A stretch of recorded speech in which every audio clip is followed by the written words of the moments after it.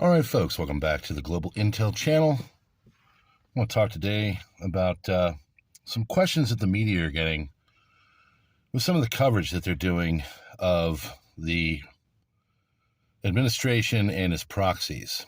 So there has been some reports that are coming out, and not negative, but critical and exposing some things that are going on, supposedly, that are issues for the Trump administration.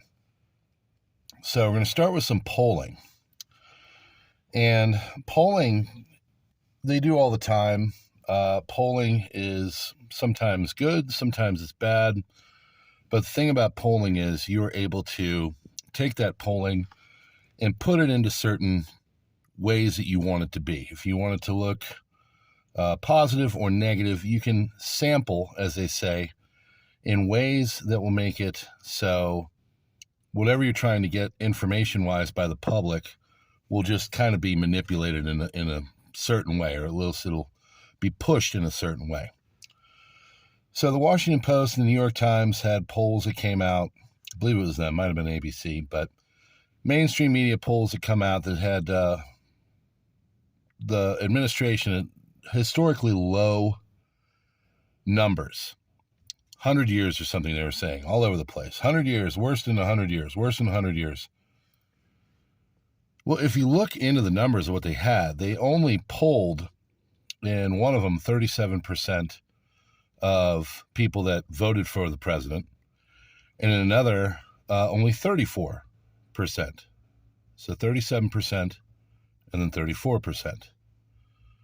So naturally, you're going to have a negative outcome. The poll numbers are going to be low if 2/3 of what you're polling is already negative and against the what they're doing. Another thing came out, and these are all things that are kind of being questioned for journalistic integrity. Today came out that the person that won the photojournalism award for coverage of the president, most people, basically everybody, says, and you don't have to agree with it, you don't have to like it. The most iconic photo that has come out in the last year was, of course, the one from Butler, Pennsylvania, when a certain person had his fist in the air. There were things flowing. There were people around him trying to prop him up. And he said, "Fight, fight, fight." Many people think that's the photo of the year. It's iconic. It literally could even be saying, so far, it's one of the greatest photos of the century. Not because we like the person in the photo, but because the moment that it caught was really emblematic of our society. Instead, the journalism award went to a guy from the New York Times that made a picture of the former president, which looked like he was walking into a fireplace in black and white. If you want to go out and look it up, I don't know the name of the award, but at this point, the award is kind of neither here nor there. Yesterday, there was a report that Tesla was looking for a new CEO. They're going to replace Elon Musk. Definitely understandable. They've had a poor performance on their stock in the last couple months. He has been aligned with the administration, trying to figure out ways that they can cut waste, and has gotten a negative name, especially with half the country, for doing such.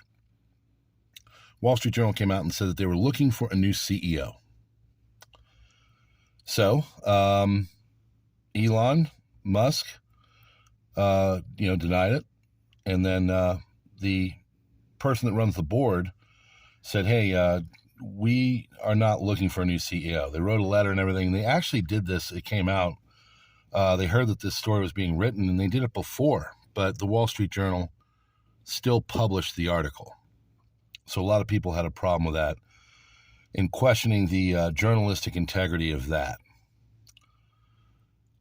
The Hegseth Department of Defense debacle, that was kind of trumped up and pushed out there. But the point is that a lot of these stories are coming out and they're being shot down afterwards as being basically untrue or, an extreme, just not fully truth.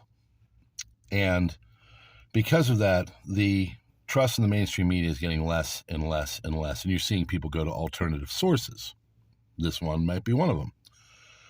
So it's going to be interesting to see, but there's definitely the information war going on with the administration right now. And they're going to be fighting and pushing back, which will probably make more bellicose statements by the president. But it's going to be interesting to watch, friends. Well, if you do like alternative news like we're doing here, it's been brought to my attention that the best way to support and get us back into an algorithmic situation is to go to my homepage, click on a video, play them, give it a comment, and like. Even if you already watched it, if you haven't, go and do that. Okay? Thanks for visiting us here at the Global Intel Channel, and we will see you on the next one.